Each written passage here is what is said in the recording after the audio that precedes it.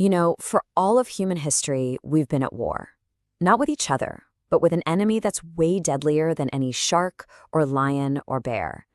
It's an enemy that has shaped our economies, our societies, our very DNA. And today, for the very first time, we have a weapon that could wipe it off the face of the earth, for good.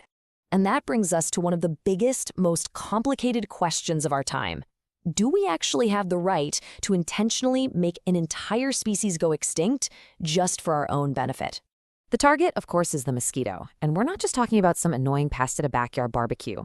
This tiny creature is, by literally every measure, the single deadliest animal predator in all of human history. To really understand the stakes here, we first have to wrap our heads around the sheer scale of the problem. This isn't just about itchy bites. This is about life and death for millions and millions of people. See, the mosquito is a master vector, basically a biological taxi service for some of our most devastating diseases. We're talking about malaria, of course, which infects hundreds of millions every year, but also dengue, Zika, yellow fever, West Nile virus, the list goes on. It is an absolute force of nature that has caused more human suffering than any other creature on this planet. Period. But now, a revolutionary new technology has entered the chat, offering what some people are calling a genetic silver bullet. And this is where science fiction becomes science fact. It's called a gene drive. Okay, so think about it this way.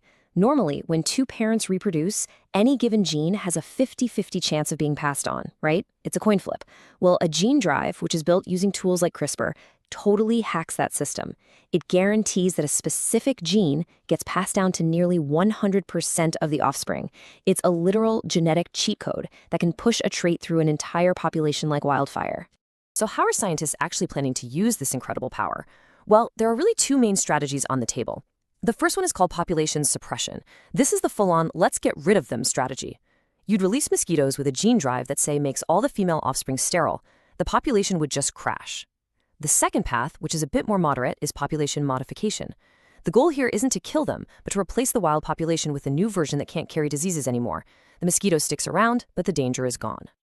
All right, so with this kind of mind-blowing power in our hands, the argument to just go for it is, well, it's pretty compelling. Let's dig into the case for pulling the trigger. Let's start with something we can all understand. Money. $12 billion. That's the estimated economic gut punch the world takes from mosquito-borne diseases every single year. We're talking healthcare costs, lost workdays, strain on entire health systems. To put it in perspective, in some low-income countries, a single case of malaria can eat up a quarter of a family's yearly income. And when you compare gene drives to the tools we're using right now, the data is just staggering.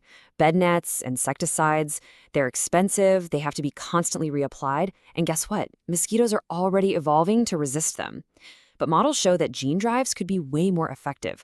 We're talking reducing cases by up to 98%, and far more sustainable because they spread on their own. One big investment up front could save billions down the road. But, and you knew a but was coming, right? This is a massive but. Every action has a reaction. And when you're talking about a technology this powerful, we have to think very, very carefully about the unintended consequences. I mean, really think about it. What actually happens the day after they're gone? What kind of dominoes might start to fall in ecosystems where they've been a part of the furniture for millions of years? Let me give you a super specific example. This little guy is Evarcha culicophora, a species of jumping spider in East Africa. It's a specialist. It overwhelmingly prefers to hunt female mosquitoes that have just had a blood meal. So for this spider, mosquitoes aren't just one item on the menu, they make up almost 2/3 of its entire diet. You take away the mosquito, and you might just doom this spider. And it is not just this one spider.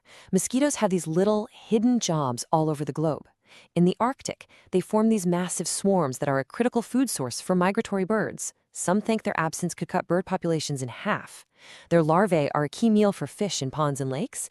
And yeah, many species are actually pollinators for specific plants, like the bluntleaf orchid. They are woven into the fabric of life in ways we're only just starting to figure out. And then there's what ecologists call the niche replacement theory.